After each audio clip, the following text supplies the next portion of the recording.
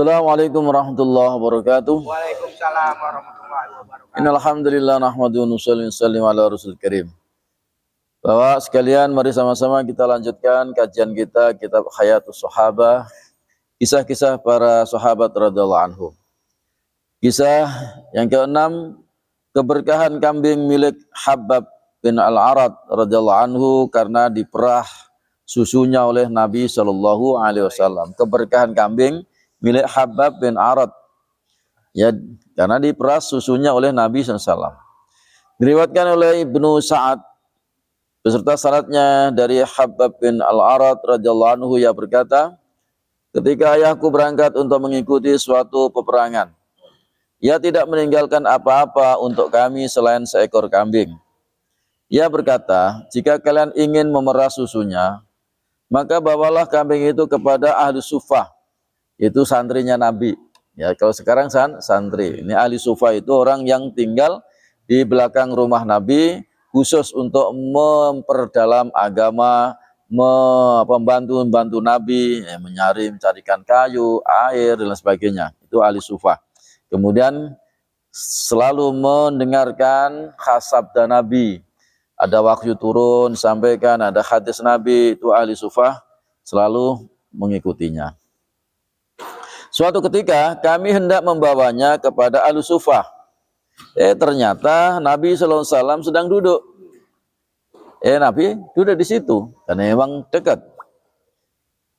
Ya, Nabi duduk. Lalu beliau memegang kambing kami. Kemudian mengapit kakinya dengan kaki dan paha beliau. Beliau memerah susunya. Kemudian beliau bersabda, bawalah ke sini sebuah bejana paling besar yang kalian miliki. Jadi peras Nabi suruh bawakan bejana yang besar. Padahal kan susu kambingnya nggak seberapa kan. Suruh paling besar milik kalian. Aku pun pergi mencarinya, namun tidak mendapati selain nampan besar yang biasa kami gunakan untuk membuat adonan roti. Aku membawa nampan itu kepada beliau, lalu beliau memerah susu kambing tersebut hingga nampan penuh susu. Nah, beliau bersabda, silakan kalian pulang. Lalu minumlah susunya dan berikanlah pula kepada tangga-tangga kalian. Kemudian jika kalian ingin memerah susunya lagi, bawalah kambing itu kepadaku. Ya, kalau ingin merah, bawa ke sini. Nah, ya, bawa ke sini. Ya. Karena ditinggal perang, bapaknya ditinggali cuma kambing aja. Demikianlah kami, ya, berbolak-balik membawa kambing itu kepada beliau. Jadi sering kalau pengen bawa lagi ke situ, perah lagi, susunya ada. Padahal kambing itu sehari kalau udah diperah itu nggak bisa cepat terus ada lagi. Ini udah bolak-balik ke situ. Demikianlah kami berbolak-balik membawa kambing itu kepada beliau, kepada Nabi. Maka kami memiliki banyak makanan dan minuman. Hingga akhirnya ayahku datang. Ayahnya datang perang. Ia memegang kambing kami lalu mengapit kakinya dengan kaki dan pahanya. Maka jumlah susu kambing itu kembali seperti semula. Ya. Lalu ibuku berkata, kamu telah merusak keadaan kambing itu ya. Malah diperas sendiri. Ayahku bertanya, apa maksudmu? Ibuku berkata, tadinya kambing itu biasa diperah hingga menghasilkan susu, ya, sepenuh nampan besar ini. Ayahku bertanya, siapa yang memerahnya? Ibuku mengatakan, Rasulullah SAW. Ayahku berkata, apakah kamu membandingkan aku dengan beliau? Sungguh demi Allah, beliau jauh lebih besar keberkahannya tangannya daripada aku. Ya, kalau nggak diperah bapaknya, nah, itu dibawa ke sana lagi bisa banyak.